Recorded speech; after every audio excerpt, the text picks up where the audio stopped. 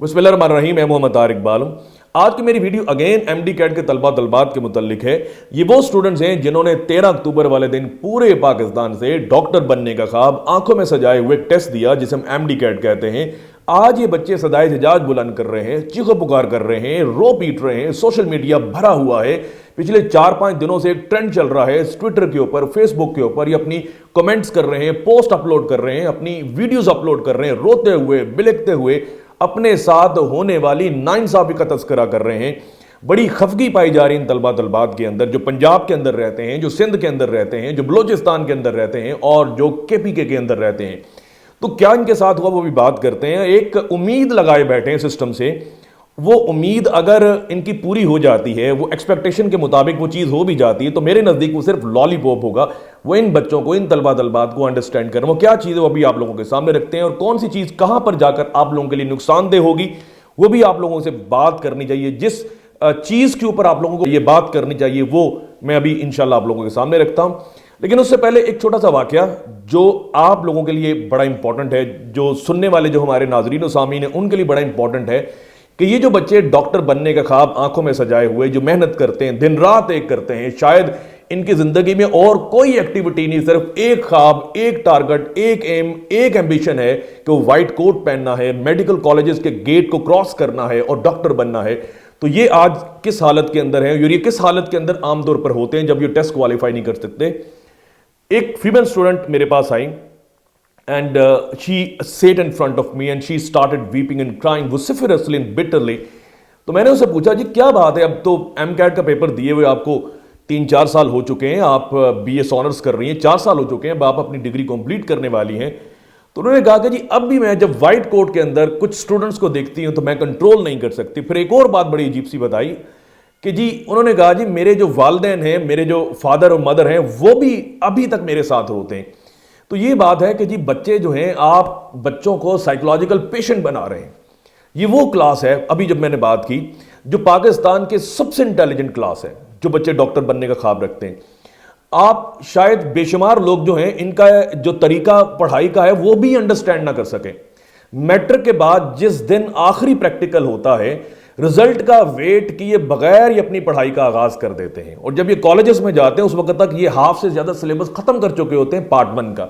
उसके बाद पार्ट 2 पढ़ते हैं और पार्ट 2 का आखिरी पेपर का दूसरे दिन, आखिरी पेपर जिस दिन होता है उससे अगले दिन ये एमडी कैट के पेपर की तैयारी कर देते हैं। मतलब ये है कि 8वीं से जब 9वीं क्लास में जाते हैं, 9वीं क्लास से लेकर 4 साल मुसलसल मेहनत है और एक दास्ताने हैं इन बच्चों की, इन तलबा तलबात की मेहनत की, एक पूरी जिद्दोजहद इन बच्चों की, एक डायरी लिखी जाए, एक ब्यास लिखी जाए तो शायद बेशुमार जो लोग डिफरेंट फील्ड से ताल्लुक रखते हैं उनके लिए एक बड़ी एक मज़ेदार चीज़ होगी कि हमारे बच्चे इस कदर मेहनती हैं और इस कदर जज्बाती हैं अपने एम को लेकर।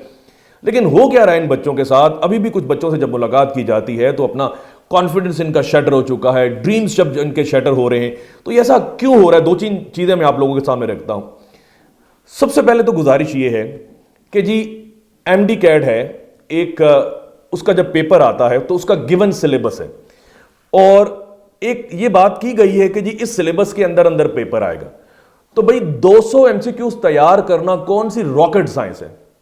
आप 2-4 लोगों को कहें जी आप पेपर तैयार करें और 2-4 लोग जो है उसका प्रूफ रीड करें और ये देखें कि जी पेपर जो है सिलेबस से अंदर है और पेपर की जो 4 कीज हैं वो ठीक है और इनके अंदर कोई प्रॉब्लम तो नहीं है।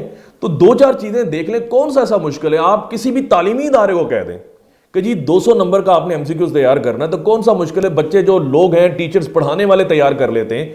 आपके पास तो इन सब लोगों से ज्यादा कॉम्पिटेंट लोग होंगे, जो पेपर बनाने वाले, पेपर तरतीब देने वाले, पे एमसीक्यू सेलेक्ट करने वाले। फिर ऐसा क्यों होता है कि जी आपका जो एमसीक्यू है, जो बच्चे शिकायत करते हैं जी वो सिलेबस से बाहर आ रहे हैं, आपकी जो कीज हैं वो गलत आ रही हैं और जो 1-2 एमसीक्यूज ऐसे भी हैं पिछले सालों में तो काफी तादाद में आते रहे जो कि कैलकुलेटर के बगैर हल नहीं हो सकते। एक मैं वाकया आप लोगों को कोट करता हूं, 3-4 साल पहले का एक पेपर आया, उसमें फिजिक्स के एमसीक्यूज इस तरह के थे कि वो कैलकुलेटर के बगैर हल नहीं हो सकते थे क्योंकि कैलकुलेटर साथ ले जाने की इजाजत नहीं होती। तो मैंने वो बंदा जो कि डॉन के अंदर लेटर लिखता है, पाकिस्तान में फिजिक्स का एक बहुत बड़ा नाम है, नाम लिए बगैर मैं आप लोगों की बात करता हूं, मैंने उनसे बात की, सर ये मुझे थोड़ी सी आपकी एक फीडबैक चाहिए, क्या ये एमसीक्यू जो है ये कैलकुलेटर के बगैर हल हो सकता है।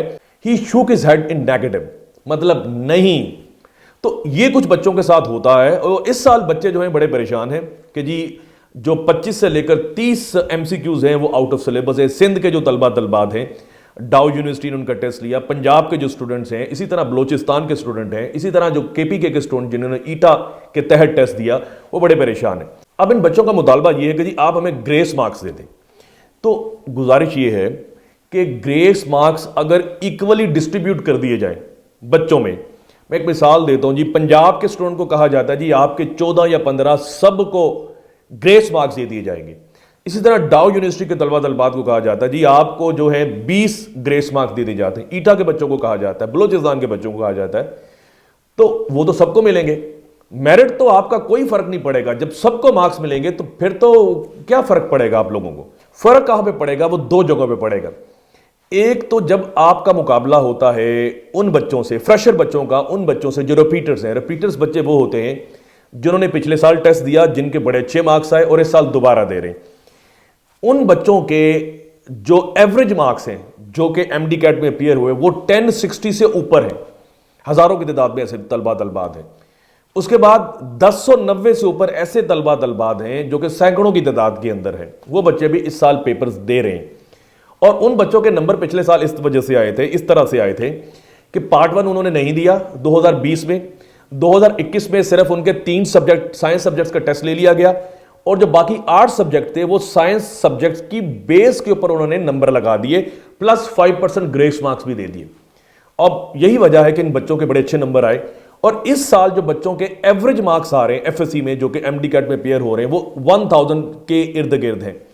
1020-30 नंबर हैं बच्चों के, बेशुमार बच्चों के हैं, लेकिन वो उन बच्चों से मुकाबला नहीं कर सकते जो कि 1070, 80 या 1090 प्लस मार्क्स लेकर उनके साथ कंपटीशन के अंदर बैठे हैं। एक तो यहां पर आप लोगों के साथ थोड़ा सा प्रॉब्लम होगा। अब ये किस तरह से चीजें होती हैं, पहले बात उठानी चाहिए थी, बात करनी चाहिए थी, लेकिन अब तो आपका रिजल्ट 1 या 2 दिन में आने वाला है, तो अब ये बात उठाना बड़ा मुश्किल होगा, इस पूरे आपके रिजल्ट को इसी लाइंस के ऊपर तरतीब देना।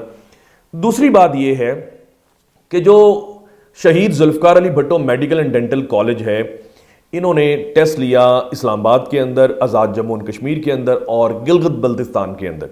हम बात करते हैं सिर्फ इस्लामाबाद में।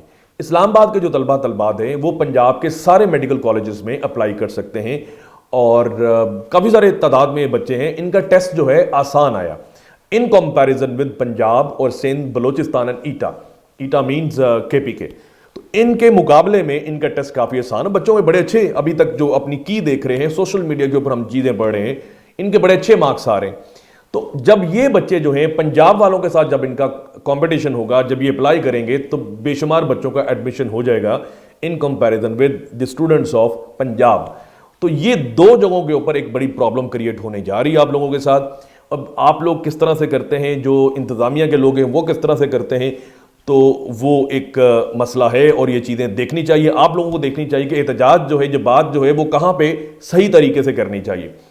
मेरी इस वीडियो का सिर्फ एक गुजारिश है कि जो गवर्निंग बॉडीज़ हैं, जब वो एमसीक्यूज़ तरतीब देती हैं, जब एक पेपर बनाती हैं, तो सिर्फ ये गुजारिश ये है कि कम से कम एक 200 एमसीक्यू का जो पेपर है वो एरर फ्री बना दिया जाए। बेशुमार हमारे मुल्क के अंदर कंपटीशन के एग्जाम्स होते हैं, कोई एहतजाज नहीं होता।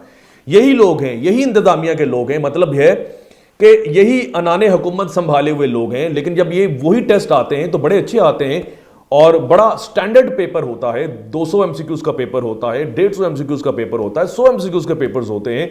जब कंपैटिटिव एग्जाम्स के आते हैं, बेशुमार कंपैटिटिव एग्जाम्स होते हैं, लेकिन यहां पे जब हम बात करते हैं तो पिछले 3-4 सालों से ऐसी एरर्स हो रही हैं, ऐसे ब्लंडर्स हो रहे हैं कि बच्चे जो हैं, ये आपकी जो शाइनिंग क्लास है, जो पाकिस्तान के मोस्ट कॉम्पिटेंट बच्चे हैं जो डॉक्टर बनना चाहते हैं, उनके साथ बड़ी ज्यादती है।